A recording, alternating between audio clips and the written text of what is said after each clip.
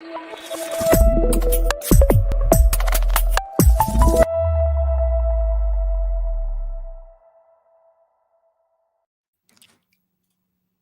and salutations, gamers. Welcome to Cast Co-op, the podcast in which three podcast hosts cast together. I am one of your hosts, Luke Lore, the Insipid Ghost, and host of the Xbox Expansion Pass, joined by my big brother and yours, the bald and the handsome one, host of Season Gaming's Bitcast, Mr. Ainsley Bowden. You said bald and handsome, and I looked at Joe. You know what I mean? Oh, you're placating. What's going on, guys? A live show. We're doing it live, boys. We're doing it live. Hot damn. And it gave people, what, 15 minutes of notice? This is great. Hey, That's right. Quick, log in. Watch us, please. That's right. If this goes well, you guys are going to enjoy a live stream about for the Xbox Bethesda showcase. And if it doesn't go well, we're going to blame Joe. Fair. That seems like a valid strategy that will work out for you. That's how we do it. Joining us also, host of the Trophy Room, a PlayStation podcast. He's fresh off his own live stream from PlayStation State of Play. Mr. Joseph Moran, streaming? How are you, sir? Yeah, I was streaming, Ains. Yeah. I was there. I supported. I know. You're such a good friend, Luke, sometimes. Ains, were you busy at all during this time when you could have been watching Joe? Yeah, I was actually watching State of Play. Oh, okay. Yeah. Fair enough. That's cool. You could even get an intern to watch. That's go report back. Report back to me. Tell him he did great. I don't know. Give him a Cheeto. It's crazy talk. I know. Let's say hello because this is our first live episode of Cast Co-op. It's our 27th episode, but it's our first live one, and it's a trial run to see how it goes with the audience. I think we have to say hello to everybody. I see HTK360 in the house. Game Positive, honestly, one of the best people around. Steve Esposito in the chat as well. So good to see you guys. Thank you all for saying hello. As I used to say back when I streamed on Mixer, which was a long time ago, feel free to lurk at your leisure, everyone. It is good to have you along the ride for us. Boys, we're fresh off State of Play, but I think it's important that we talk about last night, where we all got together and played games, but we were all in the doldrums, and that was the limpest, most impotent match of Halo I think we've ever played. We didn't lose once, but it wasn't good. Yeah. I mean, I was top of the leaderboards consecutively. Yep. Fair. Yeah, that's fair. I'm not tired of Halo one bit. That's another thing people need to realize. It's so good. It's so good. They need to diversify. And some of those modes need to die with fire. Yeah. What's the one that's in Big Team everybody hates? You gotta get the one where you throw stockpile. Yeah. Please get it out of the game. It's really, when stockpile's there, I don't try because it just sucks. It just sucks. Just let me choose what I want to play. I want to just play Big Team Battle, man. I don't know. I'll do this, or Big Team Slay rather. I like a good mix up in the modes every now and again, but I'm ready for some difference there. So, yeah. But boys, we had PlayStation State of Play today, and honest to goodness, that was a good show. I had a good vibe. Before we go into the specifics, how are you feeling after seeing the show? What were your thoughts? Ain, start off for us. Yeah, good show. Okay, helpful. Thank you. This is a podcast. This is a conversation. You talk, you ping pong back. It works. I had a general idea of what we were going to see. I think we all knew it was going to be third party and PSVR 2. PlayStation made that clear for anyone who didn't seem to know that ahead of time. So we knew that's what it was going to be. And we had a general idea of, okay, here's the big third party games that are coming that we could expect to see here. So for once, some of my predictions were actually correct, which is, I'm 50-50 on this. On a good day. But no, I enjoyed it. I know we're going to talk about all the games specifically, but I thought it was a good show. I think it gets people excited from a PlayStation sense. The only thing that I kind of find weird in hindsight, which I know we'll talk more about, right, is if you think about the show as a whole, PSVR 2 stuff excluded, we got a lot of stuff that is coming to all platforms. And primarily all the major games, whether it be Resident Evil 4, Remake, Final Fantasy 16, Street Fighter 6, all great, which we'll talk about, Kalisto Protocol. We already knew all of those were coming. Mm-hmm. So the only in hindsight, I was like, well, we didn't really get anything that surprised me. But other than that, I thought it was good. I really enjoyed it. Joe, where did you stand? Were you hoping to be surprised, expecting to be surprised, or were you pleased in the end? To me, I kind of like, we all assumed Final Fantasy was going to be there, and it was. And so, like, to me, my expectations were at the ground floor because it's just like, it's state of play. These things are usually decent, or just like, why are we here? They haven't been great lately either. Like, they've been mediocre at best. At best. So to me, I feel like walking out of the state of play this is what state of play needs to be. This is, you have the blueprint. We all enjoyed this. This is what it, like, I just came off of recording the trophy room and I said it there. I'll say it here again. You need to have stuff to show that you feel like you legitimately want to be there, not like you have a contractual obligation to be here. That's what last state of play felt like, was like, we have a contractual obligation to show Little Devil inside. It's like, that's what we're going to highlight here. This one, it was, you had awesome games from start to finish that had some type of PlayStation energy to them. Because you're right, a lot of these games are third party or will be multi-platform, but with state of plays, it's really always about announcing the partnerships that they have, the marketing deals that they have, and kind of starting that off. So each one of these games, to an extent, had an element of PlayStation in them. For example, Resident Evil 4 has a PSVR 2 mode in it, right? Village, PSVR 2. So there were genuinely a lot of games that I came away knowing I'm gonna buy day one, and some neat surprises in there for folks that I don't think genuinely thought, were going to be announced. And so I'll save that one for a little bit. So genuinely speaking, I thought this was an excellent show. This needs to be the blueprint, though. This needs to be the thing that they take back to the lab going, all right, this is what it needs to be. Well said. Well said. And I'm wondering if my excitement for the game, or for the showcase rather, wasn't so high because I thoroughly enjoyed all the announcements. They were multi-platform. As a primarily Xbox gamer, I found that I would be enjoying the majority of the titles that were on screen. I have very little to no interest in VR at the moment. It's just I'm not ready to go into that realm. You've been very specific. You said if there's no porn on the headset, you're not buying it. That's what I said. Wait, we're live, Joe. We can't edit anything. Oh, damn. There were more adjectives before he said porn, but we'll leave those out. I have a very particular preference, and it's an age range. Never mind. Okay. I have a lot that I really enjoyed about the showcase as well. Before we go too far, though, Ains, can we pop that super chat up there? I want to give a shout out to Game Positive, who was right out of the gate with it too. Always super cool supporting Season Gaming, but it's really cool to see you in Cast Co-op doing the same. Game Positive says, you are all beautiful. Well, that's a lie. Tony Hawk's Pro Slayer Game of the Year. Tony Hawk's Pro Slayer. I don't know, guys. Is this announcement I missed? Are we going to be playing Tony Hawk in He's talking about Roller Drome. Yeah, Roller Drome. Roller Drome? Okay, so that was later on in the showcase. I saw that one, and I was very lukewarm on it, but the internet was ablaze with excitement for it. Oh, really? I thought it looked mediocre at best. I was like, what? It looked empty. Like, I was like, what is this? Okay, I thought it did too, but I saw all these tweets and people in Joe's chat were going all happy for it. What do you guys think in the chat for at net right now, guys? What's the thought on that one? Because the one thing that when you read the blog, the cool thing about the game is it's not like classic Slayer-esque or like team deathmatch type game where like there's abilities on the map that you're fighting for. You're actually like getting ammo by dodging. So like you have to be proactive. You have to constantly be moving. And it's that aspect that actually intrigues me. It's like, okay, I love the feeling of momentum in multiplayer. That could be it for me. If the game does I'm well, not laughing at you. I'm laughing at Eric's tweet. He said, all you haters can 1v1 me and Tony Hawk's Pro Slayer. I think you might only have a 1v1. Oh, hot damn. That might be all you get.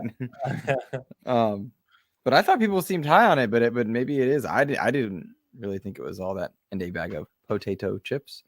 I'm hip, by the way. I if you didn't know so much. He's old, man. He's old, you know what I mean? He just doesn't get it, Joe. I feel like everybody's chasing the sports vibe. I wonder if it's gonna be another Knockout City where it's like super cool for a month, and then that game got sweaty real fast. Like, oh yeah, we played that game like every day, and then I took like a week off. I logged back into it, and I was like, I can't even walk. Like, what happened here? yeah. Got Anyway, sorry. Continue, Luke. Well, no, there's where do we want to start in this one? And they opened with Resident Evil 4, which I thought looked absolutely fantastic. And because Joe made the comment about all the games, even the multi-platforms, having a PlayStation vibe, I think that is absolutely true. And it's ironic when you say that about Resident Evil 4, because that was a GameCube game at first. It had its best version on the Wii, of all places, for the aiming elements. It showed up on every console since. But it was really cool to see Resident Evil 4 in there. It looked like they are very self-aware that Ashley was dumb and they need to tone it back. But I'm excited for this game. And it's sooner than I would have thought if its release date holds. March 24th, is that correct? 24th, I believe, yes. Oh, yes, sir. In my veins. Yeah, I mean, their remakes have been stellar. Even like 3, which was still really good, but just very, very short. This one, I have complete faith in Capcom. Like, they're not gonna do me wrong. I feel like, funny enough, I just played Resident Evil 4 for the first time last year, so this is very fresh to me. So like, seeing all the locales, I'm like, oh yeah, I know where that is. Oh yeah, that barn. Oh god, that barn. Right? Oh, dude in the cloak with the weird tentacle monster hentai thing.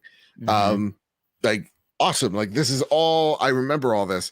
It is reimagined. That's one thing that I want to like preface that's here. That's where I was going, Joe. Is they said it like retains the like feeling and culture of the original or something like that. Yeah. And I'm wondering, is that code for maybe Leon is less sexist? Maybe Leon cheats women with an ounce of dignity and respect? Or is this like them going, okay, the castle was a little long in the tooth. We could cut that by a good portion. Maybe we can add a little bit towards the end that doesn't feel like just a cheap B movie action film. And we could do something different and add more of a survival horror aspect to this game. Right. But as a newcomer, I welcome all the changes, because to me, playing Resident Evil 4 for the first time last year, I was like, yeah, I could see why this is special, but this isn't, this isn't completely blowing me away, because there's some sections that just ought not be there. Yeah. One of the things that Resident Evil 4 stood out about in its time was its third-person mechanics over the shoulder. Was the first time Resident Evil had kind of done that, and that separated it from its pack. And it really capitalized on the idea of I'm in a horrific environment and I don't have a ton of ammo, but I can fight back. When should I fight back? And I'm curious to know if they're going to be able to keep that same sense of uniqueness and specialness from the first Resident Evil 4 outing, given that the genre has evolved a lot. I mean, even later in the show, we see Kalisto Protocol. That's the spiritual successor to Dead Space, which in many ways is the spiritual successor to Resident Evil 4. So will they be able to capture the magic yet again?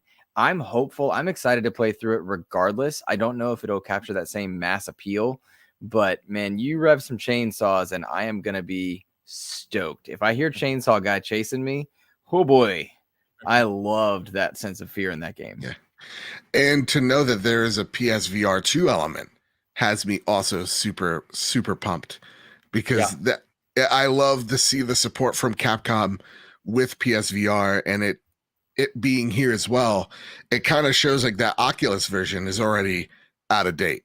If they're using the same assets from 4 in VR, this is a remake in VR. This is gonna be something really special that people can. The replayability is gonna be there just for that PSVR element alone. Yeah, I'm pumped for it. I we all knew it was coming, but it's great to see it. There's a lot of, post the show, of course, you can watch these trailers in 4K, and there's also like 4K images being shared of this and Final Fantasy 16, etc., which look amazing.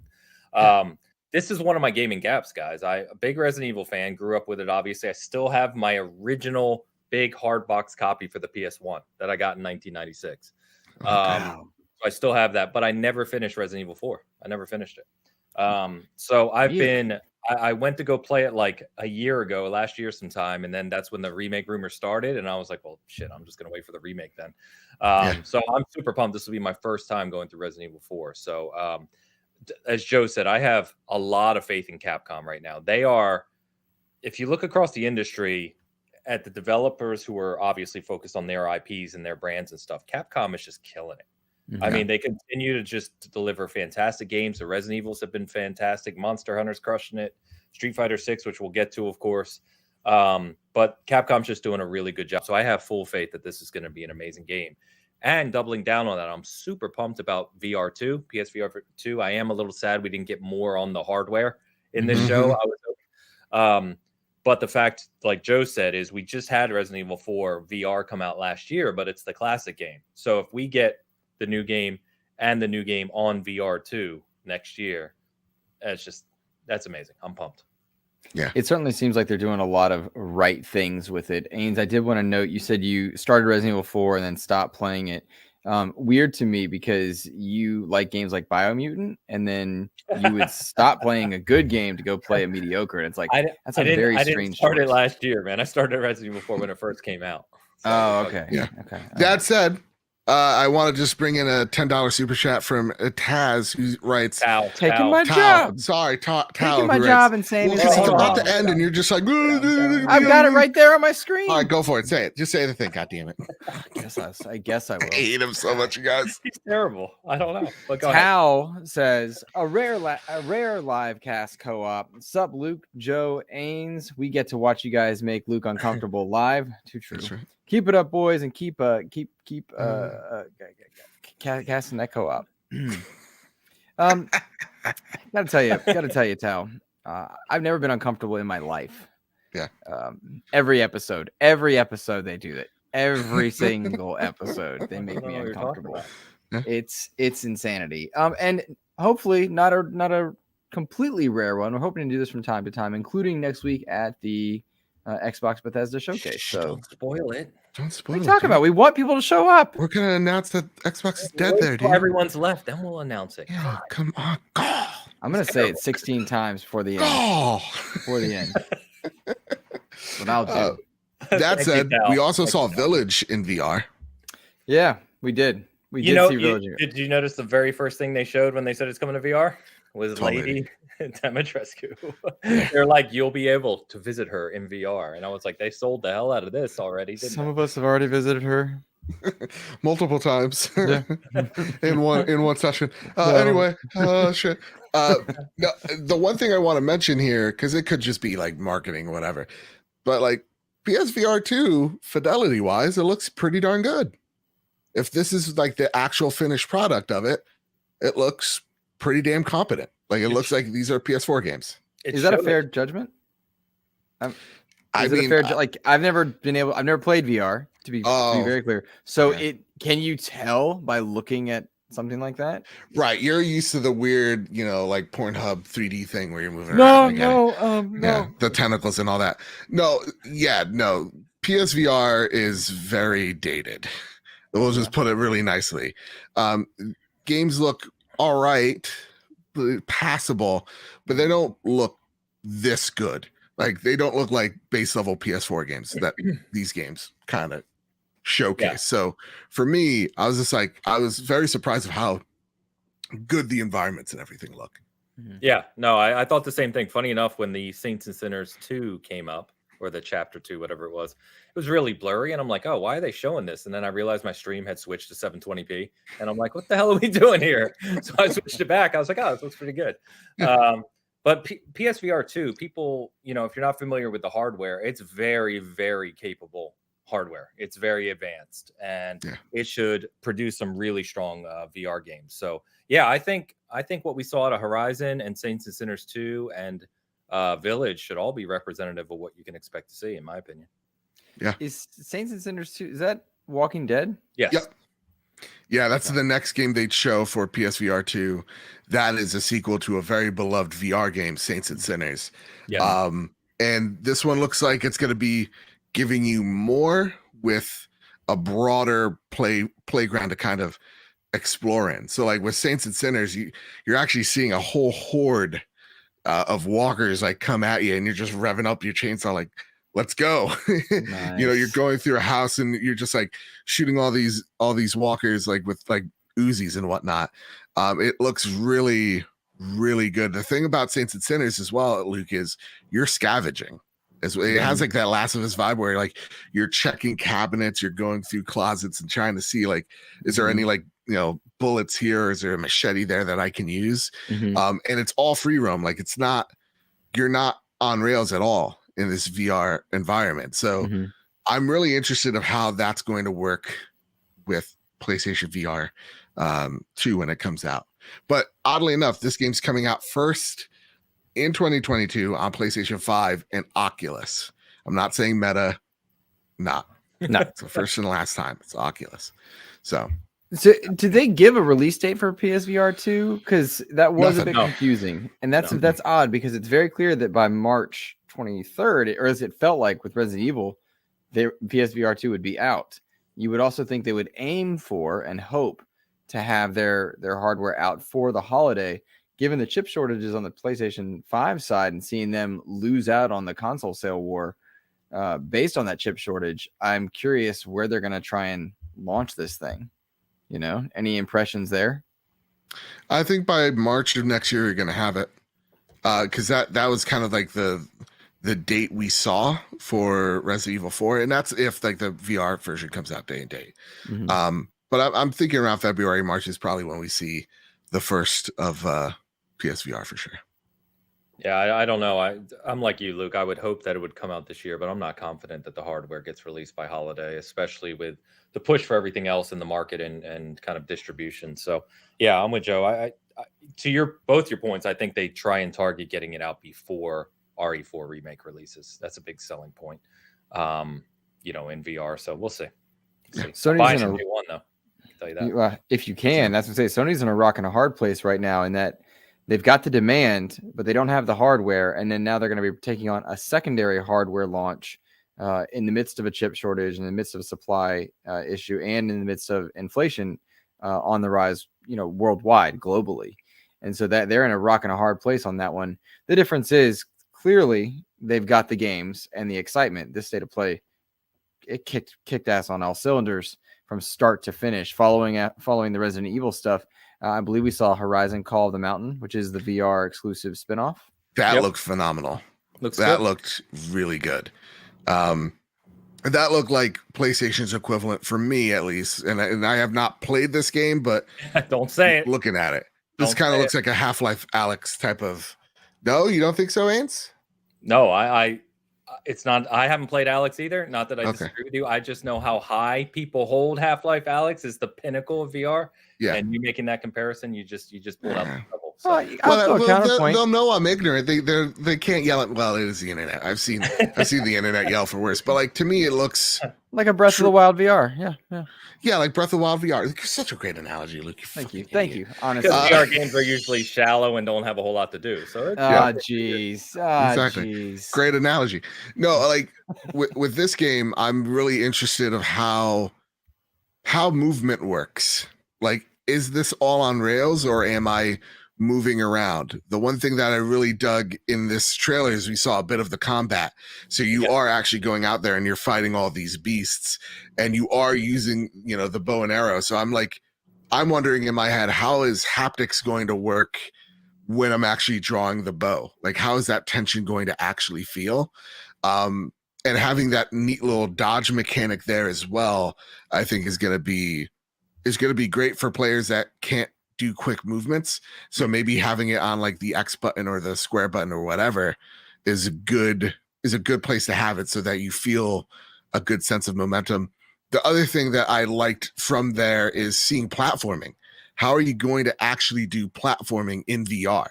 Like, you're going to be climbing up a mountain and you're going to look down and you're going to be like, holy shit, that is a drop.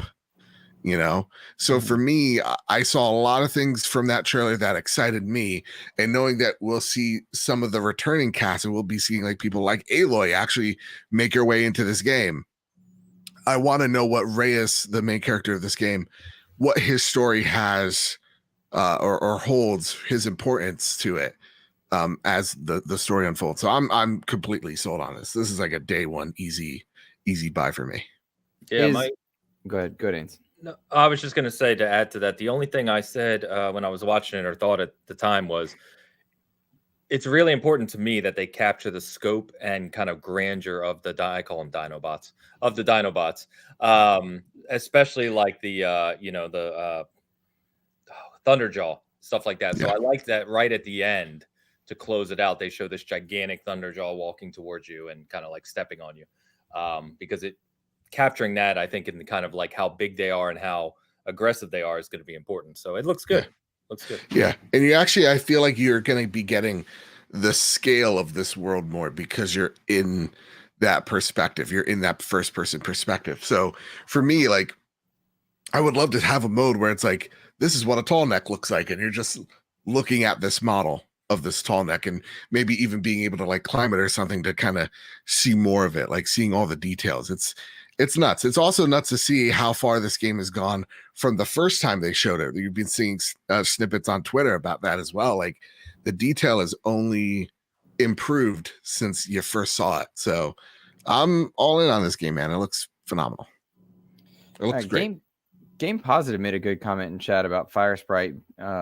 They were full locomotions, so it made a sense for Horizon to be. But I think he's commenting on the idea that like they're working on their locomotion and their movement around in that world. Has that been perfected? Did Alex do that better than any other? I mean, Travis over on Bitcast said you had to buy a $5,000 PC and then it's easy. But like, has locomotion and moving around a world felt right yet on a PSVR title? I don't know. I can speak to it. I don't play enough VR to speak to it intelligently. No, I'm just gonna lean no. You're so dumb and stupid. Because I think the one game that does the locomotion pretty well is Saints and Sinners, and even then you're kind of moving rather sluggish through the environment. Where with this you're seeing a really you feel momentum in each step rather than you're like a slug going through stuff. So yeah, I feel like what Game Positive is saying is, Fire Sprite's last game, the Persistence was full-blown locomotion. So hopefully they're taking that craft that they've made with the Persistence and putting it in the Horizon world. That's how he read. Okay, I read that wrong. I read his question wrong. Now I know, 'cause you're dumb. We know it's fine. You got a thick skull. It took me a minute because Persistence was not one that identified as a VR game. Now it matters play it to now identify. Okay, here we go. I don't know. What are you implying, Ains? Can you explain to me your beef there? I'm confused. Let's move on. You coward. All right. Then they ruined every PlayStation fans' beliefs and mindset when they told us that Spider-Man, yet another PlayStation console exclusive, was coming to PC, ruining the gaming industry as we know it. It's over. It's over. I don't know how we're going to survive. I am so excited for more people to play this game. That is one of my favorite PlayStation games of all time. It's up there for sure. Is the one. You think a superhero game is one of the best games on a platform? Let me be shocked. Yep, that's right. That's right. It's better than the dumb Biomutant game. Yeah. Remember that game had Chipmunk Elvis, and like Ains was like, "Yeah, this is the game." Everybody's underestimating it. I'm gonna fight Insomniac Spider-Man. So now, Joe, you're holding up your Steam Deck. Yeah, man. That's what you're gonna play Spider-Man on, is a Steam Deck. Yes, isn't that awesome? It is awesome. It is awesome. The coolest thing ever, man. That legitimately excites me. We can understand why now Nixus was purchased. PlayStation saw that port and they're like, keep them coming. This is the future. PlayStation sees it, so why not? This game is sold so well on their platform. Let's bring it over to PC. Yeah, yeah, I mean, they so happy. They showed in their presentation. We talked about this at length on Bitcast, as you guys know, but they want to get 45% of their revenue to be PC and mobile in 3 years' time. That's not an easy shift. How do you do that? You take literally the best-selling game you have and the biggest IP you have, and you put it on a new platform. That's how you kickstart that. So it's not surprising, even a little bit. Yeah, the mods really are going to be so cool. Yeah, right. That's going to be cool, dude. You're gonna get Batman in here. Yep. You're gonna see like Spider-Gwen in here. You're gonna get Black Suit Spider-Man. You're gonna get Master Chief. You're going to get Cole from Infamous, flapping around there. Does anyone else want to do a show that we can talk about something other than skins of superheroes for just once in a while? Hey, Ains, how about this?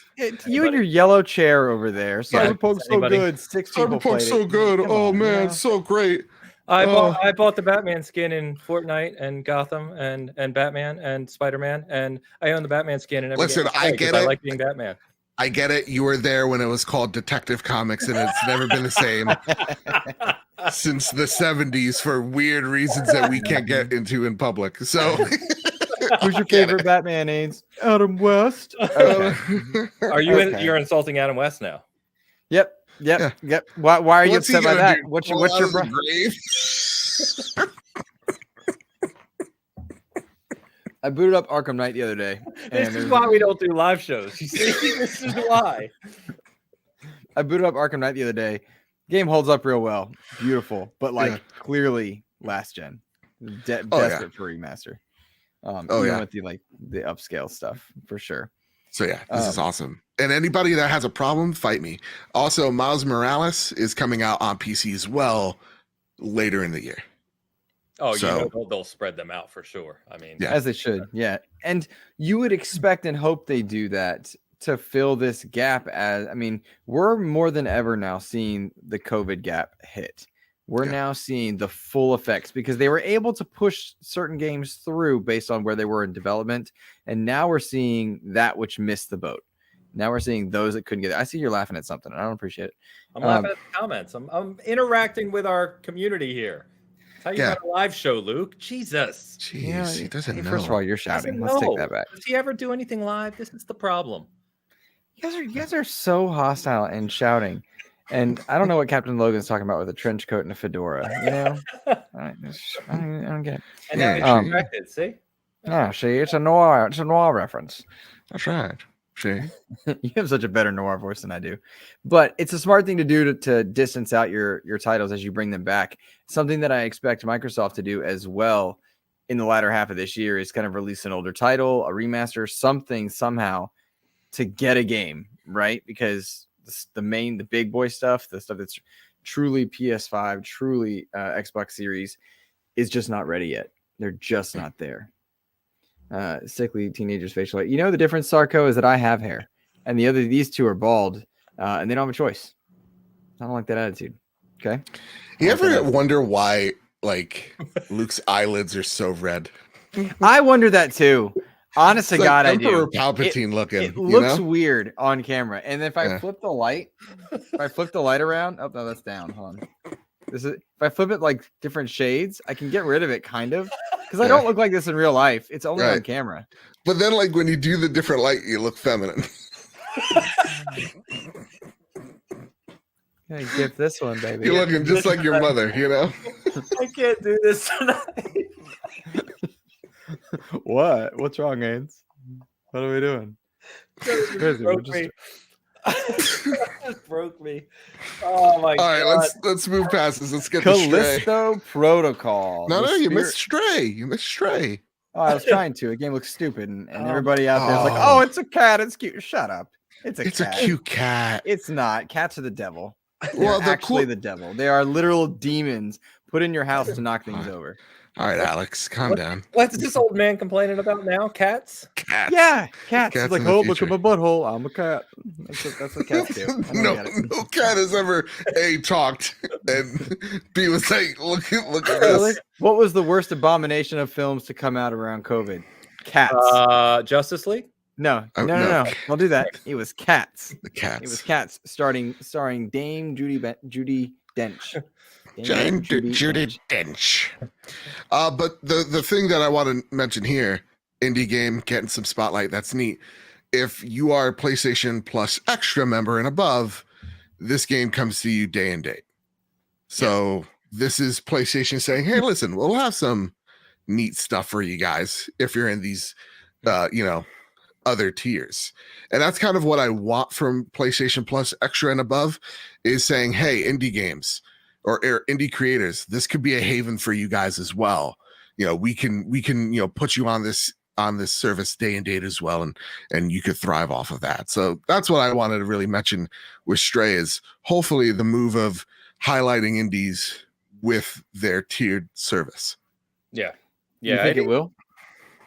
I think they will. There's a lot of people looking forward to this game. It's been talked about quite a bit. That said, I haven't been impressed with what I've seen too much. Like I was excited for it, but today didn't help that at all. But to Joe's point, it is cool that they're at least starting down the path of here's another day and date release that you're going to get if you're this extra tier. Now, I mean, Stray's obviously not some big AAA thing, but still, it's a start, right? So yeah, we'll see how that evolves. But I was hoping to see something more exciting out of Stray. It doesn't. I don't know. I'm curious about it. I hope it delivers. But it's not impressing me so far. Well, Mitchie Dies a lot in chat was saying he thinks it looks really good. Mitch, please feel free to share why. I am genuinely curious because, in truth, I don't have an interest in it, but I haven't seen enough to like truly dissuade it outside of just trolling for fun. Yeah, and it is Annapurna, which they do good stuff. They hit well, yeah. And Sarko says that Luke will buy in provided the cat gets a Marvel Avenger skin. You're not lying. It's very true. Seems right. I don't know why. Yeah, absolutely. He gets a little cape. You'd be all in that. Well, there is a super friend. You know what? We don't need to talk about. There's a Super Pets game coming out. What's interesting though is if they are going to begin to drop games into the tiered system, that might be a really good method of delivery. Joe, that's what you were getting at, and I just want to say like that might be a smart move. And it reminds me though, it's not the same of like Xbox Live Arcade Wednesdays or whatever it was when they always had a set game they spotlighted on a Wednesday or something like that. This might be a way to do that, you know? Yeah. And that's what, I totally agree. This is a way for them to, again, spotlight indies because I feel like that the one thing that we're hearing on our side is like PlayStation doesn't do enough to spotlight them. So hopefully this service could kind of be a way to highlight those smaller games. Game Pass does well too, right? So I mean, yeah absolutely. Someone else said they like what they're seeing in Stray too. So maybe it's just maybe it's just me. But all right, let's talk about the game that got my hard. Okay, and that is Kalisto Protocol. Good teaser, real good teaser. My game of show for me personally. Same. Yep, agree. You guys know I love horror games. Dead Space original is, I think, one of the top. It's up there like all time and one of my favorite survival horror games. And it is mine. It's your number one. Okay, number one. Yeah, it's the thing that got me into horror games. Sweet. Yeah. So I mean, we knew this was. The developers here took inspiration from Dead Space. We had seen all that previously, but actually seeing some gameplay here, the creature design, the cinematic design they showed off, animations. I mean, just a lot of this really screamed high quality. We know what the hell we're doing with this game, and I'm super, super pumped for it. So, and it's coming this year, assuming it holds. December 2nd. Which I hope it does hold because Dead Space is then right a few weeks afterwards. If that holds as well, which probably won't. But like, if that holds as well, I feel like Kalisto does want to launch before Dead Space because I think they want to be compared to Dead Space in the right way, if that makes sense. Of like the nostalgia of looking back rather than the comparing between the remake to the new game. The one thing that I wanted to get a clip out of here was they talked about engineering horror, these horror elements. And when I was reading through that, there was this portion of the trailer where he's crawling through this like flooded area and there's like bodies hanging. And you just see as he's moving, just one of the eyes just look at you, but like nothing happens.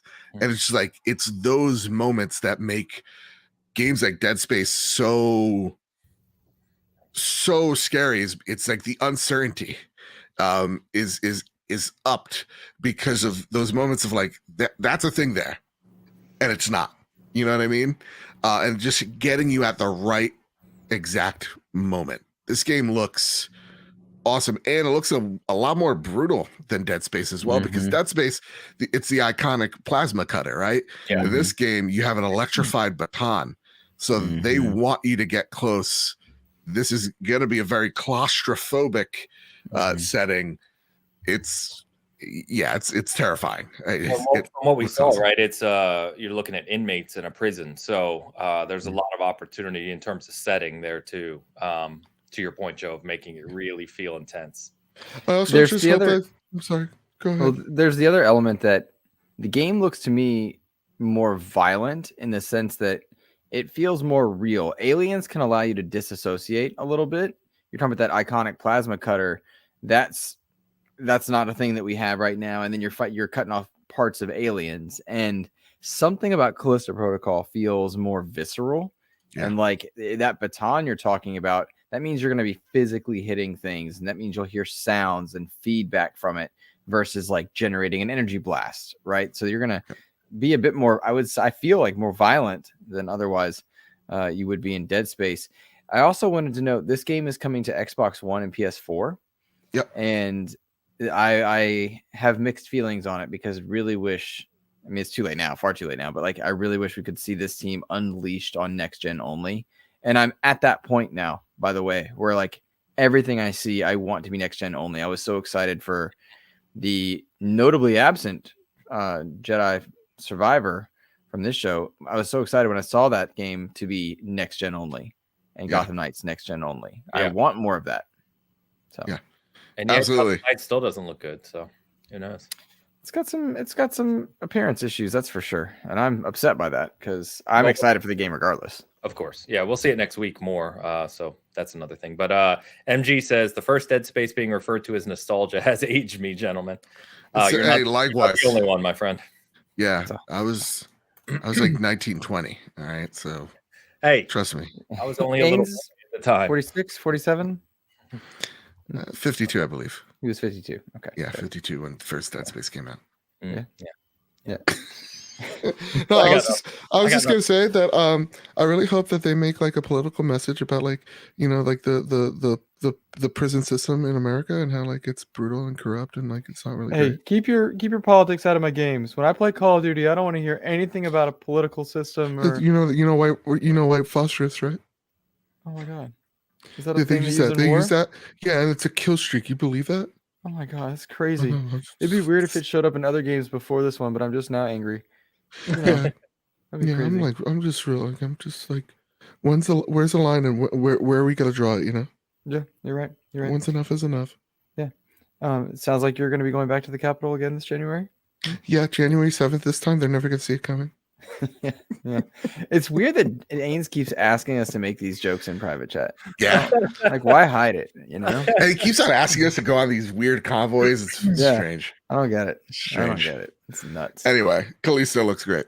It does look great. Then not my game of show, but something I was super excited about was Street Fighter 6. You're excited. You're skipping Rollerdrome and you're skipping Enter Nights, the weeb shit about like dating. Yeah, nobody likes weeb shit. That's stupid. And I'm above that. I look down on those. Like, go buy a pillow. Like, I don't get it. Yeah. And Rollerdrome. Batman pillow. All right, look, it's not a pillow per se. Okay, it's a body stocking. I don't know what they call them. Oh, I think that actually stood out before he realized what was happening. What do you mean? Honestly, I'd rather be caught with like a body pillow than playing this game. I feel. Which one? The weeb one? The weeb one, yeah. Yeah. What was its name? But like my audience didn't love it. Yeah, his arm. Eater Nights. I don't know. Ender Nights, yeah. Yeah, we are mocking anyone in the chat that is planning to play this game. This is a direct thing we are doing. Hey, Tao, we're making fun of you specifically. That's right. Which is crazy. Rollerdrome guys, I don't know. It didn't do anything for me. I would consider these two games were my lull of the show. Yeah, and we see that in every show, right? Like Xbox always has a few kind of smaller studios, smaller indie games because they want variety, and there's some people that are going to love these games, right? But I just think knowing the three of us and the games we talk about, this isn't for us. But we all, what is it always said? Like, you want to have 2 or 3 games from a show that you can like and say that are for me. And you need to, if you're a PlayStation, you need to include some of that stuff that's going to appeal to a JRPG audience, appeal to those in the anime or manga audience. And so, like, cheers to them. Like, rock on. I hope you genuinely saw what you wanted. Yeah, and I hope you get your rocks off. Yeah, like, good for you. Like, that pillow is expensive, and I hope it's worth it. It's memory foam for a reason. Yeah, you're making memories. Wiping those memories. You could have put Forspoken into this slot, and I still wouldn't have cared. Yeah. That which was interesting. But I do want to talk about Street Fighter 6 because there's a couple things to this element. Street Fighter, in my opinion, peaked at Street Fighter 4. I thought they did a fantastic job with all the iterations of Street Fighter 4. And 5, I think, missed the mark for a couple reasons, not the least of which was it was console exclusive to PlayStation. And it seems that one way or another, for one reason or another, it's not going to be console exclusive to PlayStation. This is coming to the Xbox Series consoles. It's also going to be on Xbox Ones and PlayStation 4s. But I got to tell you, man, Ryu's a chunky boy here, but the fighting looks really good. Some open world elements, question mark. But the fighting looks strange. That looks strange. It's kind of like when you're walking. Sorry, it's like when you're walking around Splatoon world, instead of like going to merchants, you're asking to wrestle people, and I think that's strange. Yeah, the funny thing is I'm watching it with Elu, and me and Elu are both seasoned and grew up with a lot of these games from 8 and 16-bit era. And the city they were showing, we thought it was Final Fight. Those who remember the 16-bit era, because it showed Hagar and it showed some of the characters from Final Fight. And then all of a sudden, they threw the Street Fighter characters in there. So I don't know what that's about. And they said that it has new modes and new elements in the press release. So I guess we'll see more about that. And obviously they only showed 4 main characters right now. But to your point, Luke, the animations and the backgrounds and the fluidity of the combat look absolutely phenomenal. I've watched it twice now, and I'm just blown away, and I'm super, super excited. Fighting games, usually for me, it's Street Fighter and Mortal Kombat, because of course I'm old. But Street Fighter I haven't been into in a long time. The last time I was really into Street Fighter was probably 4, like you said, and even then, not as much as Mortal Kombat. But this one looks like it could be the one to get me back into it. And I'm trying to look right now. Is it exclusive or no details yet? It's on it's on Xbox. Yeah, it's on all of them. Yeah, oh, awesome. Excellent. More people get to play this game. Did you not hear the 6 times I said that? No, I was ignoring you. I was looking at Bally Pillows. I mean, I was concentrated on chat.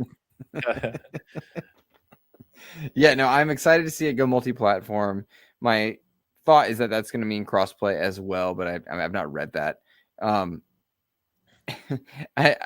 The logo is still weird to me. I know that's a dumb thing to care about, but it's still weird to me. Yeah.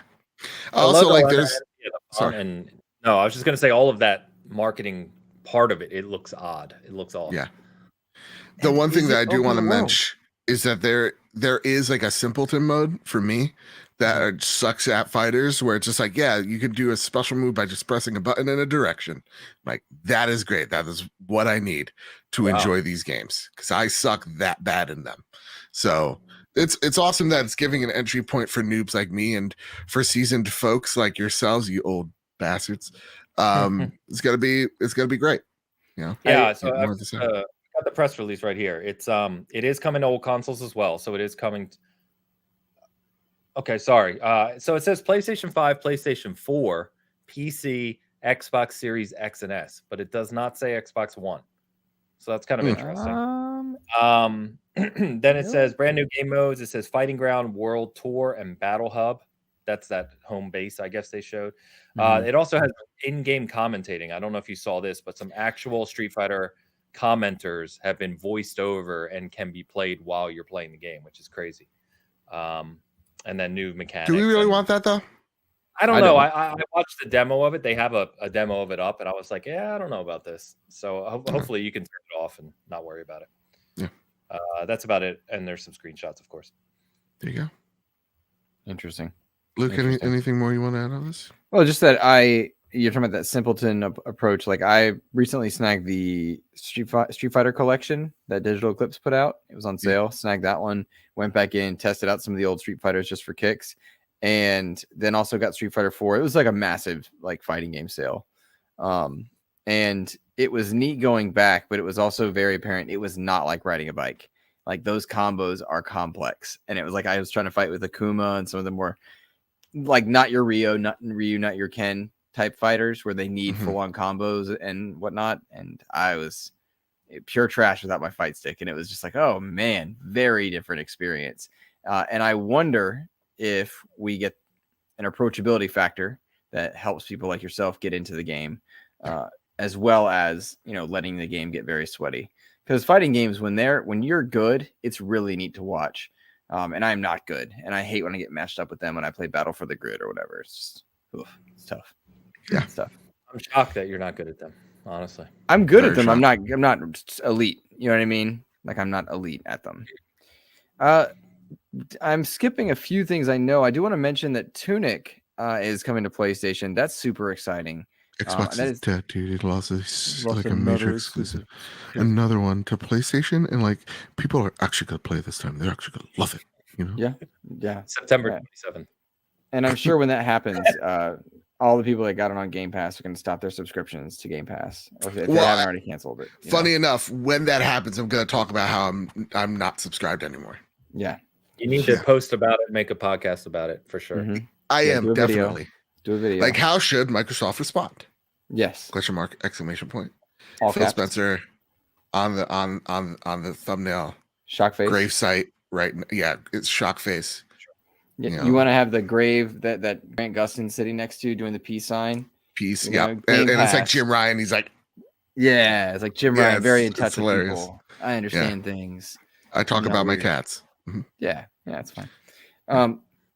It was good to see that happening, because I am a big fan of indie games getting into as many places as possible. And in truth, the less and less do I like exclusives. You know what I mean? I'm like, I want to play where I want to play. I want to play what I want to play. I don't care where you play.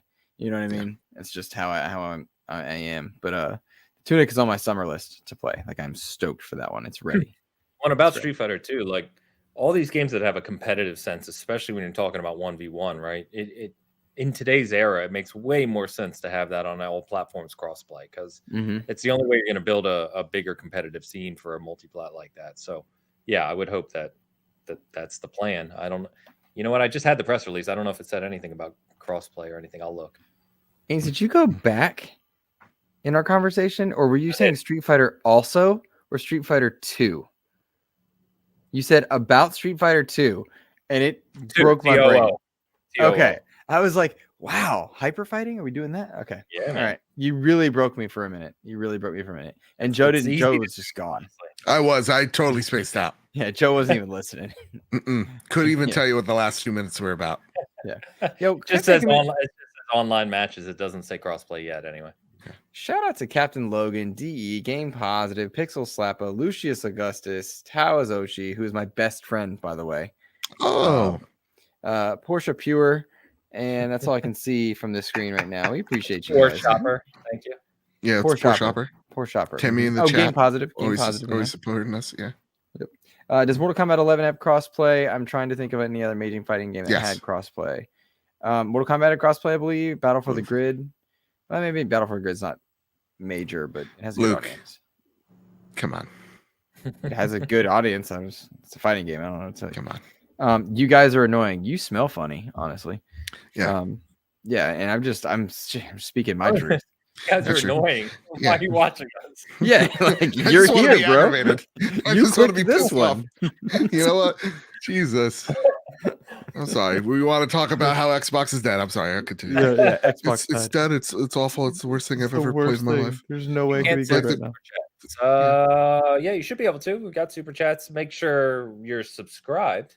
That would only be the time that you couldn't be, but yeah, let us know. You're a gentleman and a scholar.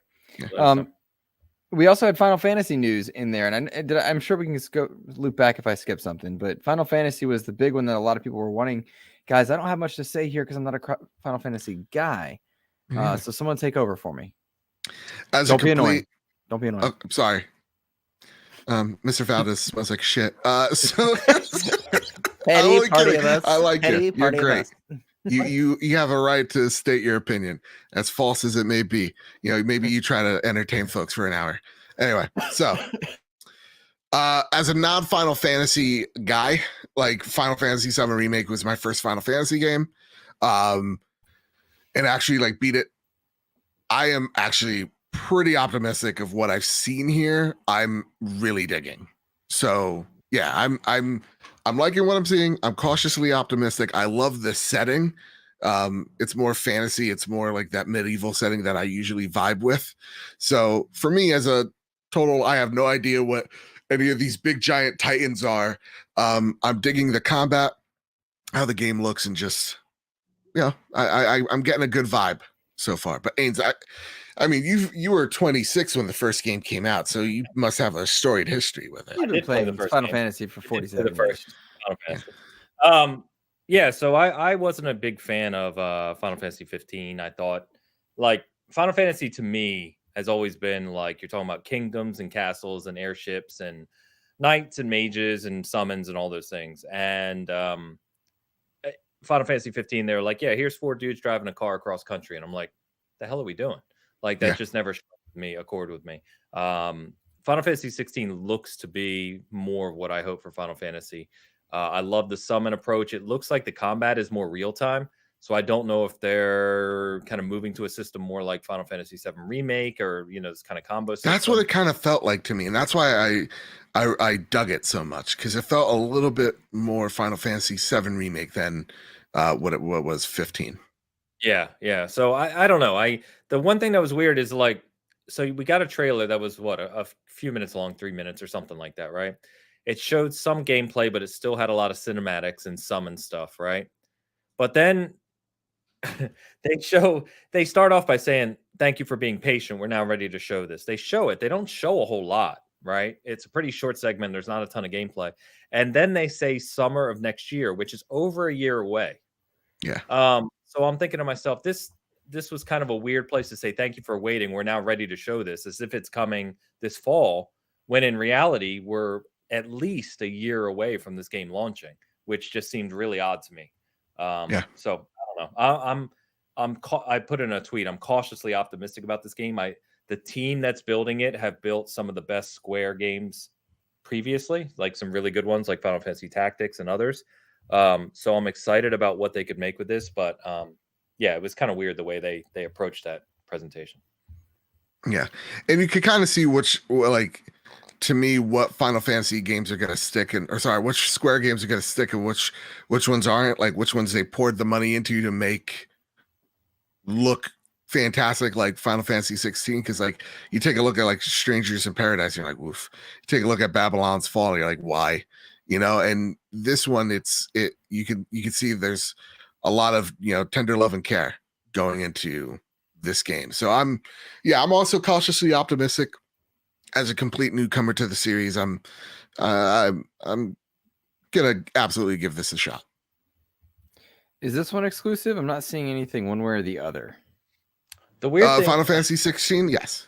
I think it's timed exclusive, which in Final Fantasy land, with the way 7 Remake has gone, who knows what that means at this point. Right. Yeah. It's supposed to be a year, and as we all know, we still haven't seen it on Xbox, so who knows? Yeah. Timed exclusives get on my nerves. For big AAA stuff. Indies I kind of get, but I still don't like it. Go back 10 minutes. I said I didn't like it. But it's because like to me, it's like, what? I'm just gonna wait 10 months and I'm gonna get this little indie game. That's stupid. Yeah, to me. Exactly. I'm just gonna wait. Like with Tunic, I'm just gonna I played enough on Game Pass. I'm like, okay, now I'm just gonna wait. Right. Yeah. I know I'm gonna buy this game, so I'm gonna wait. It's cool that a company might fund a game to say that they have it exclusive for a bit. Like Xbox probably threw money towards Finji and said, hey, we'll finish funding your game if you put it on ours for a little bit. Yeah. But, it's weird. And like Kenna Bridge of Spirits, I was asking you guys about the other day. We kind of came down on it's a timed exclusive. We have no date for Xbox yet. That was a game that I consciously was like, I will wait till it comes to my ecosystem. Because it didn't move the needle enough to boot up my non-system of choice, Yeah. So, DE asked if you don't own all platforms, Luke. No, I have a PlayStation 5, I have a Switch, and I have my Xbox Series S and X. But I prefer to stay within my own ecosystem because I like getting my achievements and like being able to scroll back on my memories. But I have to have a PlayStation 5 to play the incredible exclusives that Sony puts out, like God of War and Spider-Man and such. And they're the place to be for superhero games as well. So yeah, I absolutely have all platforms. I just like Joe covers PlayStation but plays Xbox. I cover Xbox and play my PlayStation. So why are you laughing at that? Body pillow. No, because I'm tired and you reversing those, my mind took like an extra second to catch up to what you said. And I was like, gotcha. Yeah, that checks out. Got it. Yeah.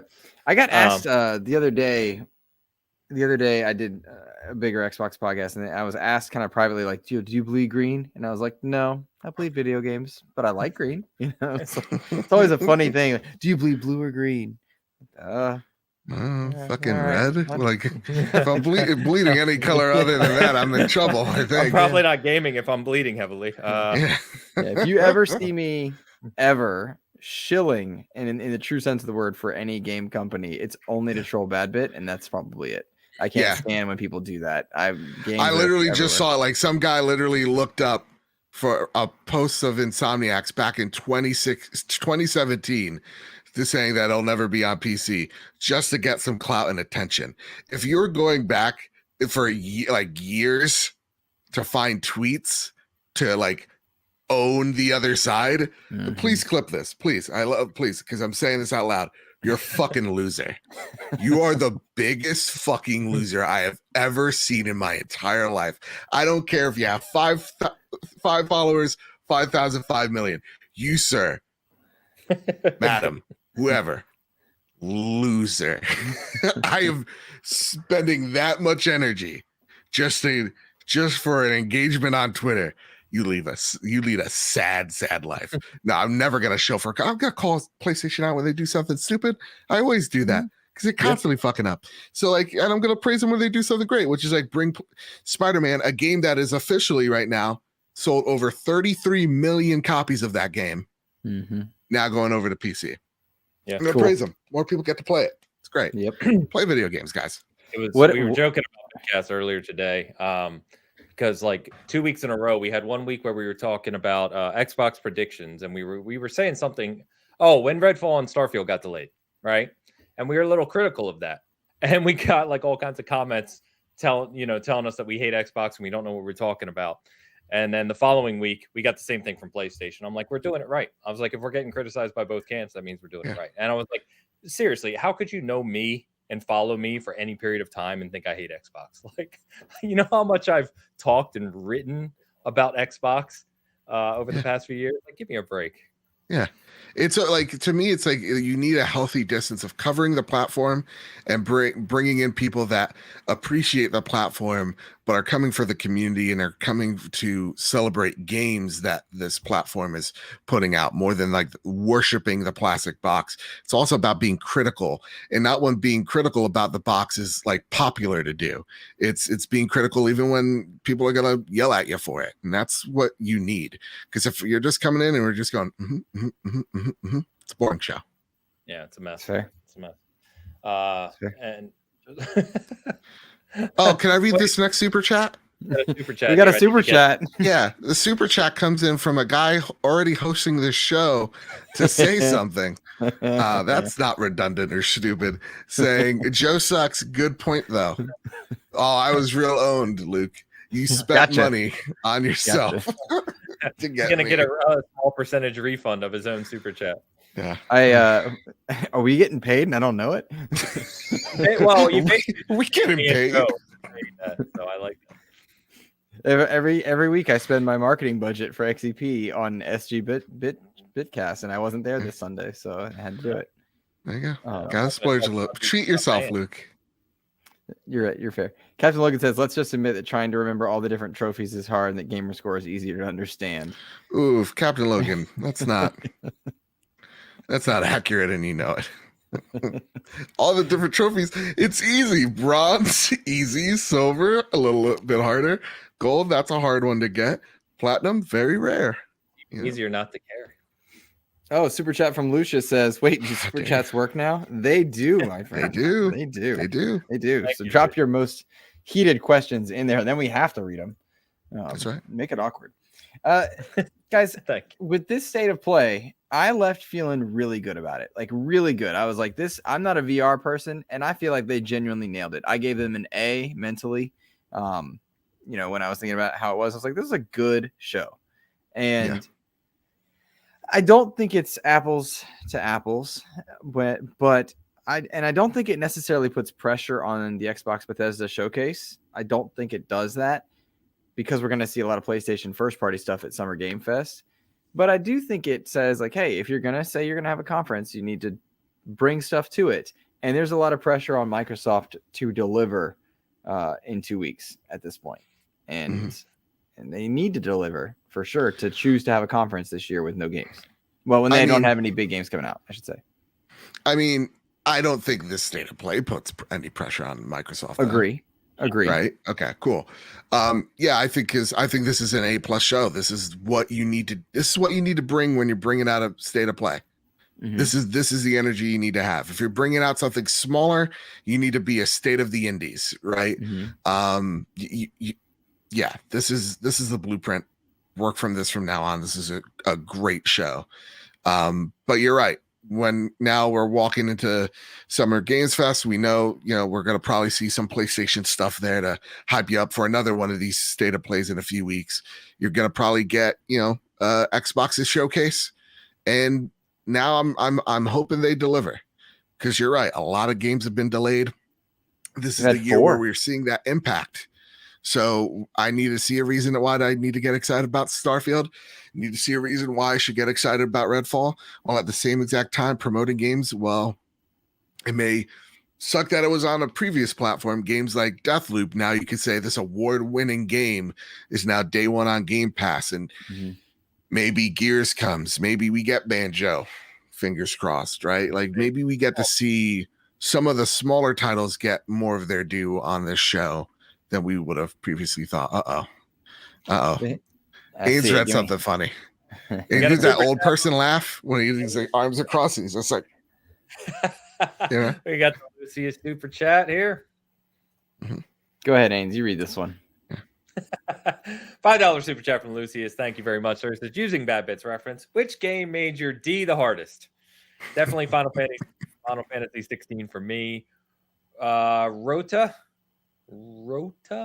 Suzuki being the combat director. Oh my god, yeah. And so this kind of goes to what I was talking about the team who's making this game for Square Enix, which is Suzuki. You've got the art director from Tactics and 12, I think, and there's some really good talent behind this game. So yeah, I think I don't know about you guys. For me, it was Kalisto Protocol. I already said that. That's same. That's where I live. Street Fighter 6 is up there, as is RE4 Remake. Final Fantasy 16 I'm excited about, but I need to see more yet.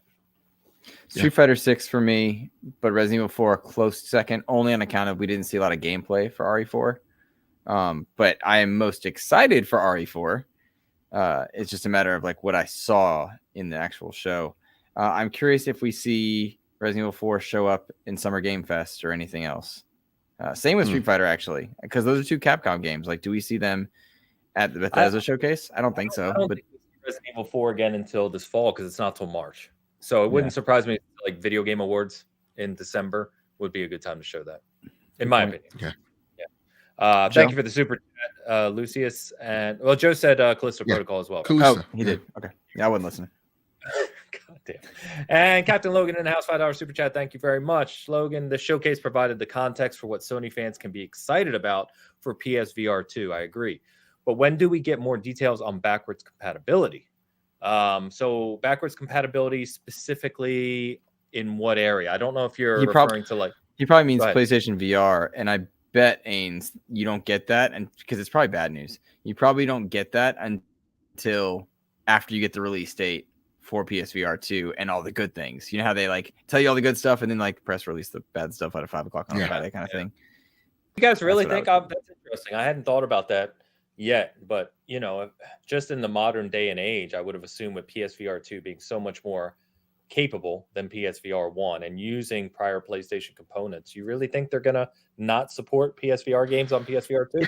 It's PS3 technology for interface, and like, will the games look right? Will they look good? How much adapting did they do into it? I'm sorry. Go ahead, Joe. Yeah, no, like I don't know how the change of input, right? Yeah. Like I don't know how that has a role to play with how games work and operate. in VR, so like I'm a complete noob or novice, so I don't know. But it does worry me that there may not be any backwards compatibility because like No Man's Sky was shown off there, and they're like No Man's Sky already has a PSVR mode, and they're like, yeah, these are like enhanced with the HC Rebel, whatever, the DualSense capabilities in here. But it's like, okay, but like, why was this here? Like that doesn't give me a lot of faith. And as a PlayStation fan, that sucks. I'm hoping that this is more like a PS4 to PS5 type of like upgrade, but hopefully free this time. Where like, yeah, Beat Saber has a PS5 mode that looks better and looks shinier and runs a little, little better. And it's yours. You just got to download the PlayStation 5 version. That's what I'm hoping. But I hope it's backwards compatible. I just don't know. I feel like I need to give them the benefit of the doubt. And as I say that, I think, why would I give Sony the benefit of the doubt on this? Because they've proven before that they don't know what they're doing in this front. But for some reason, I feel like PSVR games will work on VR too. We'll see.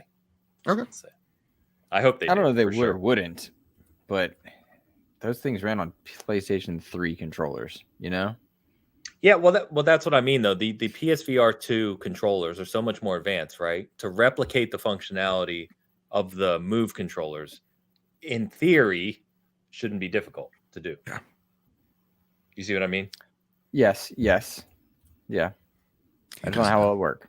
I don't know how it's like saying my Xbox Series X can emulate a PS1. Well, yeah, because those emulators are already out there, and PS1, the requirements in terms of memory usage and other things is nothing compared to what modern hardware can do.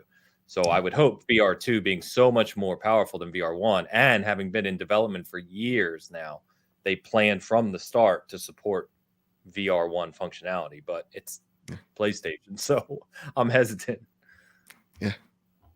I was just scrolling Twitter and seeing people say like, you don't need a PlayStation anymore now that this game's coming to PC. Yep, see, look, idiots. God, so stupid.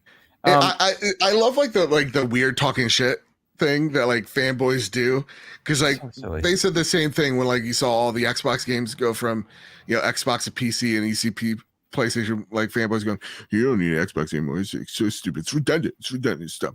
And then now you see Xbox people going, there's no reason to buy a PlayStation, you just buy it on PC. I'm gonna buy it on PC. It's like, if that's not the point, guys. Yeah. It's exhausting. Idiots. It's really exhausting. It's like you're just it's just these people eating fucking glue in public. It's like, please, every day, and yet I still have to see some of this stuff. It's like, come on. Oh, Steve got you.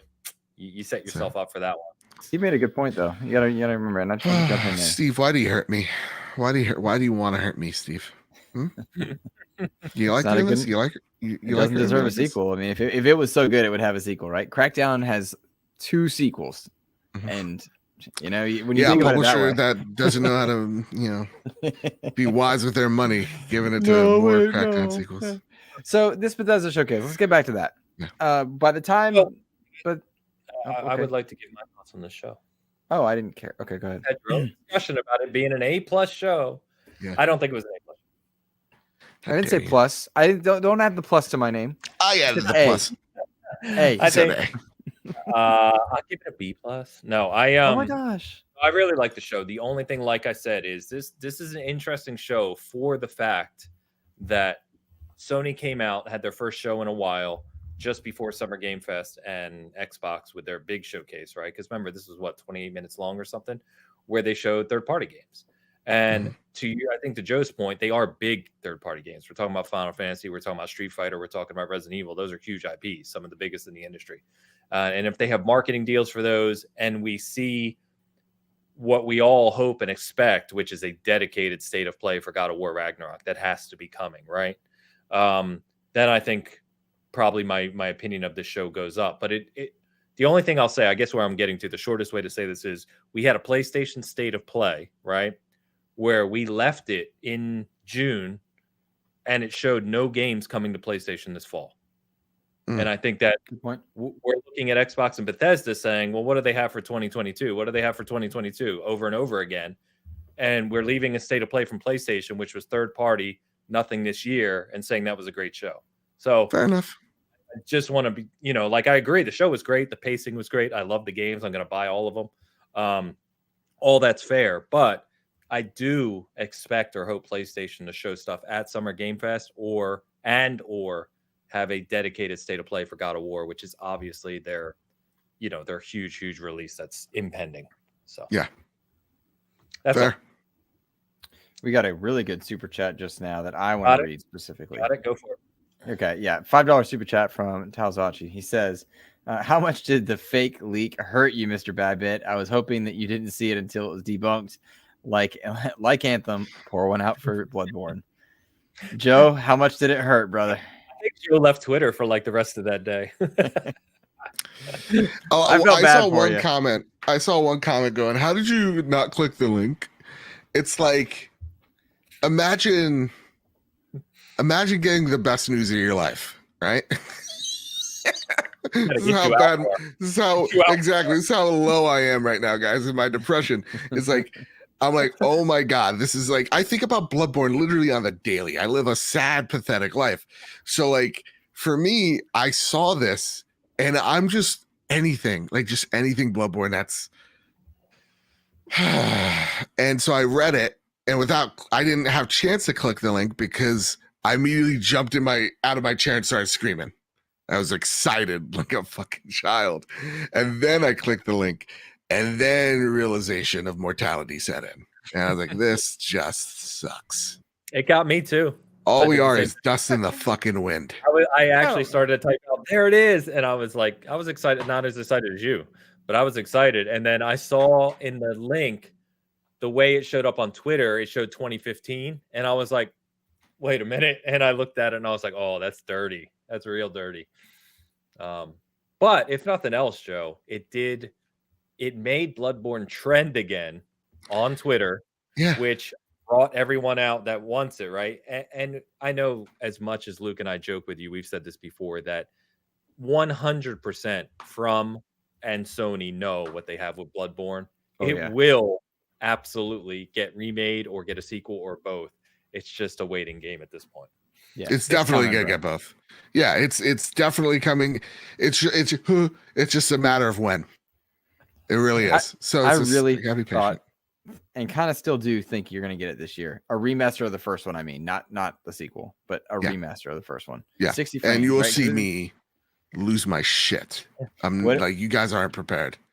It's the third best From game. I mean, it's good.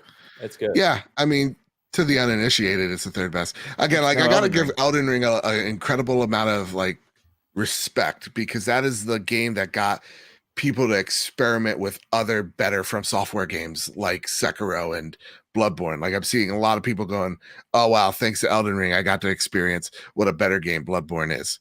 And so I respect that, you know. Sure. I don't know, what is it? I was responding to Eric. He said, I think Valve knows what they have with Half-Life 3, trying to make the point, they know what they have, but they've never made it with Valve or weirdo. You can't include Valve in this. You can't listen. Please don't hurt me. I need hope. And also, you ever notice how it's just the PlayStation guys who always say Bloodborne's the best From game? You ever notice that? Because it's true. I've already let you know, it is Elden Ring. Elden Ring is the best From Software game. All right, good. So I didn't know you got into that yet. Yeah, it is the best one. But like 3 and you'll be awake. When it comes to like bosses, it is like third. Bosses. That's a different conversation, honestly. I honestly believe, I don't know. We'll see what Elden Ring gets with DLC, right? But I honestly think bosses would maybe Souls 3, then Bloodborne, but mines would be Sekiro, Bloodborne, Elden Ring. Sekiro has 3 ones too. Oh, you got Joe and I talking about games now. I know. Just because you get to run around and you get to kind of like cheat the game a little bit in terms of like, oh, you could just walk in super overpowered and kill most of the bosses in like 2 tries. That's all. Good stuff. But no matter what, we can agree that all of these games on their worst day are better than most of the stuff Luke plays. That's absolutely fair.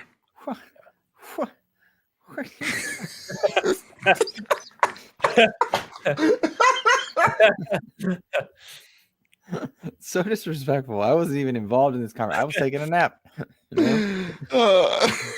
It was such an old man, like father type of. What are you kids even? Yeah, I'm a gasp. Yeah, gasp. Otagi, Pixel Slapper with the big shout out. Otagi. Oh, and Eric said I just puked in my mouth when you said Bloodborne was better than Elden Ring. He's right. He's right to do that. He's right to do that. All right. Stay focused here, folks. Bethesda Showcase. It's 2 weeks away. This will be the last time we record before we do that live. Yes. Reacts to that one. You heard it here first. We're doing it live. Yeah. If this I want you to well. spoil it earlier, but now we can talk about But it. it's not a spoil. I don't understand. It's not a secret. Like, what are you doing? Like, that doesn't make sense. Well, let's be clear. In all seriousness, let me be clear for a second with everyone watching now and anyone who catches up on this, because we did announce that BigCast was going to cover it live. Then we had some conflicts with. You got some quitters on that group. You got some quitters. Got some severe conflicts that weekend. So we are doing a special BigCast that weekend or that Monday morning, the following Monday morning, for BigCast to discuss the Xbox and Bethesda conference. Because we're not doing a Sunday BigCast now, the three of us here discussed it. We're gonna do actually, that's our first reaction show we've ever done, isn't it? Yeah, like Phoenix rising from the ashes. We're gonna take over because BitCast has been letting us down. It's like, here we are, the heroes of our own story. You know? Yeah. Yeah. You're not gonna get any Star Wars slander here. None. No, but I have to listen to Avengers, for God's sakes, Joe. It's the sacrifice we have to make. Swear to God, I will bring up Zack Snyder if you keep. If you wanna hang out, Xbox and Bethesda Showcase, you want to hang out with us. I know a lot of people are doing reaction shows to it, but it'd be great to see you in the chat with us. It's the first one we're doing, and it's unusual for us. And as you can see, we keep it pretty light. So come hang out with the second most popular season gaming podcast, is what we're saying. Yeah. Come hang out with that. No Dan, no Travis, no Hogue, and no talent. That's fair. Damn. Got me real good on that one. I couldn't even recover. All right. Gasp. Gasp. How could you? So this Bethesda Showcase, they got to deliver something because they've had 4 exclusives leave this year. The small game called, I believe, Replaced was the indie game. Stalker 2, which kind of is a balance in between due to the Ukraine and Russia war. I believe Replaced also is the same reason. And then you have Redfall and Starfield delay as well, likely just due to, scope not being what they thought it would be. So you have 4 exclusives leaving your catalog, and you're halfway through the year, and you've had no exclusives drop in a AAA sense. Tunic's a timed piece there. I think Atomic Heart is in there, but the developers have disputed that it's going to get delayed. I was going to say, I think that's a rumor right now, because last I heard, kind of off camera here, that Atomic Heart was still shooting for this year. But so you have a problem if you're Microsoft. You've got stuff in Obsidian's category. In Exile's got some stuff there. You've got some IP that are due to show up. It looks like Wolfenstein might be a thing. It looks like Banjo might be a thing. But we've heard all that before. What's that? It's the Forza Motorsport reboot will definitely be a thing. Yes. Yes. But I would not put that out if that's your only exclusive. I think it memes itself by accident. So Xbox has a problem, right? They have a problem. It's not a big problem. They're still, thanks to the chip shortages and then managing that well, and chip queues, they're doing a good job. But they need to show, and gamers, what they're going to be delivering on in this short term, as well as the medium term. Long term, it looks good, but in short and medium term, what do you got? And that's what I'm interested to see how they handle. Same, likewise, because we know, like first, I don't think every single game in 2023, just because Starfield and Redfall has been pushed to 2023. I don't think oh my God, every month we're going to get this big AAA game from Xbox. I don't think that's the case, but I think 2023 for Xbox looks way better than it has, because it has Starfield and Redfall in it. And the future looks bright. The far distant future looks bright for Xbox, but in the here and now, I hate to say it, but there is truth to some people going, I think I'm going to resub later. Type of feeling, and that's a valid thing. I mean, you don't need to make a social post about it, but you can too. And if you want to get sensitive about it and make a post about it too, it's fine. But to me, sorry for the discourse, Joe. Oh yeah. Damn. You know what? I'm unsubscribing from this podcast. And I'm gonna let you know about it. So, like, to me, like, there is a little bit of truth there, because like it is like, and if I didn't have a year already stacked up of Xbox Game Pass, I probably would have waited until, like, I don't know, September, November, whenever that Gears thing comes. So like for me, there is truth there. I need to see what's in the near future now that Starfield isn't there. I need to see what's coming out, in September, October, November. But I also don't think that there's this huge reliance. Like, I think we always kind of over spotlight how important these showcases are, because if all these games come out and they're great, then it's a great showcase. But if all these games come out and they are all duds, then we're going to kind of think that's a forgettable show, hindsight. Mm-hmm. So like, for example, like 2016, we remember like, like Final Fantasy VII, but we forget Shenmue. And we go, this is a great showcase. So to me, I kind of just feel like we always try to put winners and losers on showcases. And I think it's a much more ambiguous thing, but Xbox does need to show its fans, hey, we got you into interim while all these bigger games are still cooking in the oven. Mm-hmm. So like, maybe you put, a Saints Row on a Game Pass. Maybe you got a few indies that maybe need a bigger spotlight, things like that. I could see Xbox doing to supplement the loss that is Starfield. Yeah, let's get to Super Chat real quick because it's a great one. Mr. Game Positive in the house, 699 Canadian Super Chat says, if you don't like having no exclusives this year, then we have a product for you. It's called 2023. Signed on Matt. Oh boy. Well said. That's a guts gold. That is actually really good. Thank you, that's really good. Thank you, Eric. I almost entirely agree with what you guys said already, so I won't rehash everything. But how I'm going into it is thinking very similarly, and I've expressed these thoughts before, which is I look back at last year. Last year, we all went into kind of E3 period or summer period saying Xbox needed a great show. And I think we all left last summer saying Xbox had a fantastic show. They had the show of last year, I think, in many people's opinion. Now we come into this year. I'm 100% confident that they're going to have another great show. I think they know how to put on the show now. It's 90 minutes just like last year. I think they got a great response to last year, and they've been planning this for a while. That said, they do need to dispel this whole thing of game delivery. And whether or not they will, we'll see. I think a few of us, and some of us obviously talk a lot of this offline, are hearing really good things.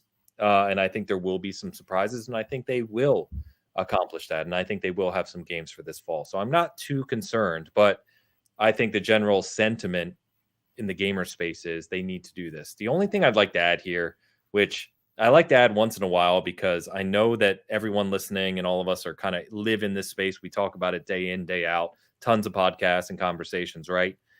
We are such a minority to the people who play and buy these games. Like the Twitterverse that we all live in on a daily basis, is fantastic for the most part. There's some people, you know what I mean? But generally speaking, as the market, we're nothing. We're a drop in the bucket. So, I mean, you just have to remember that if they come out of this show and we're like, oh my God, Xbox dropped the ball again and everything, we've been saying that for since the start of this year, right? They had a fantastic 2021, especially in the latter half, some big releases.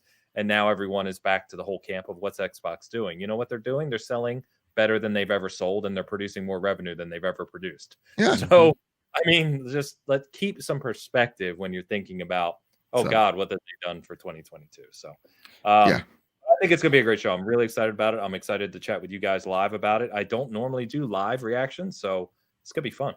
Yeah. I'm like a kid during these shows. I'm telling you right now. Like the 14-year-old Ainsley comes out, which is a very, very long time ago. So he comes out. 1800s was a bit. I'm actually going to be in black and white for the stream. Just gotta tell you, some of the laws have changed, man. Okay, that's right. Times have changed. Oh, wait, is Joe joining us? He is. Yeah. It's not a different section for me, Ains. I know. It took you a second. It was Luke's dying. Luke's dying inside. He's turning red like a goddamn tomato. But yeah, and that's awesome perspective to have, because I saw Colt Eastwood's tweet and I wanted to jump off my roof where he's like, there's no reason to buy a PlayStation anymore. And it's like, Colt, come on, man. That's a tweet you can make. But to me, the reality is PlayStation has sold 33 million units of Spider-Man. Not a lot of games can go and do that. Right. And now they're bringing it out to more people. And we take a look at is that a great move for PlayStation? PlayStation looked at the move that the Xbox did, and it didn't hurt their bottom line. You're right. Xboxes are selling better than they ever have. Game Pass is a huge success. Both of these companies are making so much money right now that we oftentimes try to put a microscope to something that's already zoomed in, and we kind of have to take a few steps back, kind of just say, yeah, we are a super vocal minority, doing some of the stuff that I've done. You think of the biggest Xbox creator, right? That covers solely Xbox. They're not even considered, in the grand scheme of things, a medium tier creator. They are still a small creator in the whole, in the grand scheme of things. So we could talk shit about whatever box on Twitter, but it's the dumbest thing. We should be celebrating moves like this because it's going to bring more games to more people. And that's just the best thing ever. So for me, yeah, it is a case of what have you done for me lately? But at the same exact time, we've seen Xbox outsell PlayStation for a few months. That's awesome. Mm-hmm. That is competition like we've never seen before. So you're seeing PlayStation post out record numbers. Both of these companies are doing so great. We ought to keep that in perspective. Games are great. Games are awesome. And as they force each other to react, we get the best of it. Those tiers in the PlayStation, but really bad messaging. But the quality, that they upped the value of PlayStation Plus in a direct response to Game Pass. It's not an apples to apples service, but in a response to Game Pass, they put stuff on PC, seeing that it was successful in other places. And it's really neat that it keeps happening. All right. I've noticed those red eyes every time I do a video podcast and no one said a thing. And I don't know why it does that. It's got to be the lighting. I don't know how to fix it, but it's really embarrassing. Also, my cheeks do this weird thing right here. Oh yeah, we've noticed that. I was gonna point that out next. Yeah. We're waiting, one at a time here. Yeah, we're saving that for next show. I don't know. Next show, Luke's gonna have a true lighting setup. He's gonna look like he's from Puerto Rico. He's gonna be all darker. And be see, I fixed it, guys. I fixed it. I'm a teacher that just finished the school year. I'm out of Kevlar. It's crazy. I'm stressed out. Yeah. I just to add, so I put up a video for Season Gaming patrons earlier this week, which I spent the last nearly 2 weeks going into the financial records of the big three, Nintendo, Xbox, PlayStation, and going into everything they've released in terms of their reporting. And just to add to what you said is PlayStation, Nintendo, and Xbox are all breaking their revenue numbers and continue to. And they're going to continue to. And it shouldn't be a surprise. I know some people in the chat were talking about joking about how, some PlayStation guys said Xbox is dead because they're going to PC. And now some Xbox guys are saying they're dead because PlayStation's going to PC. And it's but that's the point. You're just adding more fuel to the stupidity. You know what I mean? Yeah. Just enjoy the games. And these companies are going to do what makes them money. That should not be a surprise to anyone. That's what companies do. And Xbox was ahead of the game because they needed to change their game internally, and they've done that very successfully, which we all love. Jim Ryan, now head of PlayStation, has come in and said, here's where the market's going. We need to be in that space, and that's where they're going to drive towards. Shouldn't be a surprise. It's nothing other than being better for us because more people who can play more games, more places, more often. It's simple. Simple. So anyway, just adding to the to more games, more places, more people. Well said. There you go. There you go. Luke, is there anything you like to add? Just very, very quick predictions for things that you do think we'll see. I do think you'll see some mention of a Gears of War collection. On some level, I don't think you'll see the full thing, and I don't think it releases all at once. I think they have to do it in stages, but they know they need something. I do think you see a Banjo this year. You better stop with this, because I've had some side, we all have our own side conversations about trying to figure out what's real and what's not. And I've heard some things. Banjo has not been one of them that I've heard any what I would call reliable info on. So I want to give Ains hope. I have not heard the person that told me Banjo was not reliable either. I would not say it's reliable either, but I think it's time. It's been time. God damn it! You're getting Cal the kangaroo. We should get Banjo before we get Bloodborne. I'll tell you that much. One's gonna make a lot of money. The other's gonna make a lot of people happy. Fair. Yeah, but I don't know what else we see. Like, what else is there? Logan, I'm gonna ask you to leave now. Move on. Like, I think you get Gears something, you get a Forza expansion, you get a Halo trailer, Infinite trailer, or something. The GoldenEye thing, you get Forza. Yeah, if the Gears collection is real and it's what we hope it is, which is a collection that is a actual remake, which would be the first remake of Gears 2 and or 3, that would be special to me. Gears is a special franchise to me, and Gears 2 is a classic. But it won't be done. That won't be not all the games will be in there right away. They're gonna have to add it in the way they did ODST and Reach. It's not ready. Yeah.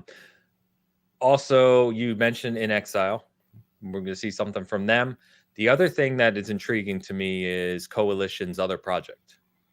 So, do we start to see some of these other projects, these secondary projects from these studios? So there's a lot of, as we've said, the future of Xbox has never been brighter, right? They have tons and tons of IPs they're working on, tons and tons of projects. But I have to think that we see at least a couple of them to get people excited. Do we see the Avatar game? So I think we see that at Summer Game Fest, personally. Because Ubisoft came out and said they're not doing a summer show. Yeah. So I think they show all their stuff either at Xbox or Summer Game Fest, but I think Avatar will be Summer Game Fest. Just my thought. I don't know what you guys think. Depends on who has marketing. That's all. PlayStation has it. They showed it on their investor call. Yeah. Oh, okay. All right. Yes. Figure the guy that knew that. No, I think Summer Games Fest, you're going to see updates for like all the big three. Like, you're going to see a Nintendo thing there. Let's hope it's Splatoon. It's the best Nintendo IP that they've put out in the last 10 years. Then you have, Xbox. They'll probably show maybe like a little snippet of Starfield, so you go over to their thing. And then PlayStation will probably have their thing. The rumor has it, but you cannot trust any PlayStation insider, that's God of War.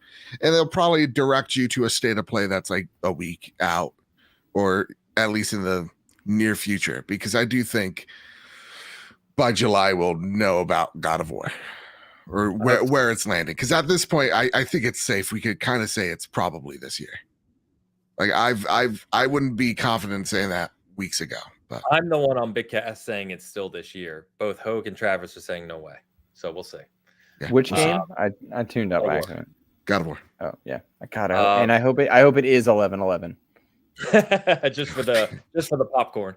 Right. Valdez mentions Dust Falls, yes, which is an intriguing game. I'm interested in that one. Contraband is heavily rumored. We'll see. Project Mara is an interesting one because, quite frankly, we still don't know about a lot of what that's going to entail, right? Like, we know what we know what Ninja Theory is doing with that game in terms of technology and where the setting is and stuff, but we still don't know as a game what that's really going to be like. Indiana Jones is an interesting one. That's a little ways out. So I know people have been talking about that behind the scenes too. It'd be interesting if we do see at least a teaser for it. We'll see. Yeah. Hopefully Chris Pratt plays him. Yeah. Oh, good God. He's not in enough things. Are we going to talk about Luke's mom's soft lips, or are we out of here? I think we're out of here, guys. I think we're done. He ended you quickly on that one. Yeah. All right. I think we're done. Yeah. Just a reminder for anyone that's coming in late. We are this group, Cast Co-op, live reacting to Xbox show. What time is that? 1 p.m. Eastern, I think. Sunday. Is that right? I think it's Saturday. Let me see. No, it's Sunday. No, it's a Sunday. Oh, is it Sunday? No, it's Sunday. It's next Sunday, the 12th. Before we do this shit, we should have like a. It's Sunday the 12th. Yeah. It's okay. Sunday. It's not this Sunday. It's Thursday. Obviously, it's not this Sunday. It's next June 12th. Sunday, June 12th. Yes. Yes. I know because I was gonna go to the event, and then guy. I know. So we will be live reacting to that. If you want to come hang out with us, please do. As you can imagine, it'll be a lot of fun. Yeah, we're real fun. We're cool. Yeah. Do we say like our outros? Or you just want? Yeah, you can find me on Twitter at Insipid Ghost, and I host the Xbox Expansion Pass, which I would really hope you guys would listen to. I'm gonna stop doing the voice, but I would hope you guys would listen to it because it's a show I do and I like it. I just had on Star-Lord from the Guardians of the Galaxy game. I have a couple upcoming interviews, which I'm really excited about, but the only one that I've recorded thus far that I can guarantee is Redout 2 at the moment. That one looks dope. Yeah, it's a fun. If you guys like anti-grav racers, Redout is the jam, and Redout 2 looks dope. So, okay. You can find me over at. Oh wait, sorry, Ains. So wait, you go right. Is it you go next? You can find me right here at Season Gaming. A lot of new content in this past week, actually. If you haven't checked out our Patreon before, check that out. If you're interested in supporting us, there's a lot of fresh content that we've posted. I just killed a bug on my desk. Bitcast, like I said, we're really growing over there. So if you haven't checked this out lately, please do. It's been a lot of fun. A lot of the show's really kind of evolved, and like I said, it's just great to see a lot of new faces over there. So come join us if you haven't. Other than that, you can find me on Twitter as Ains or Porsche Power. Pretty easy to find. Yeah. And you can find me over at Mr. Badbit on Twitter. You can find my show, The Trophy Room, where this week's episode should be out literally tonight, if I can get out, where we cover the state of play step by step. It's a great show. It's honestly one of the best PlayStation shows out there. I say to myself in the mirror every day. It is the best PlayStation. Yeah, there you go. So yeah, you can find us over on Apple Podcasts. You can find us on Spotify. You can find us on YouTube. Wherever you get your RSS feeds, you can find The Trophy Room, a PlayStation show there. And yeah. Before you cast, keep cast. As Eric said in the chat, please check out the Season Gaming Discord. We've got new people heading in over there. We've got a tech channel. We've got game channels. We've got a lot going on over there as well. So jump in if you haven't. It's a fun conversation. Yeah. And shit. Sorry. That was real. And keep casting. Keep casting a co-op.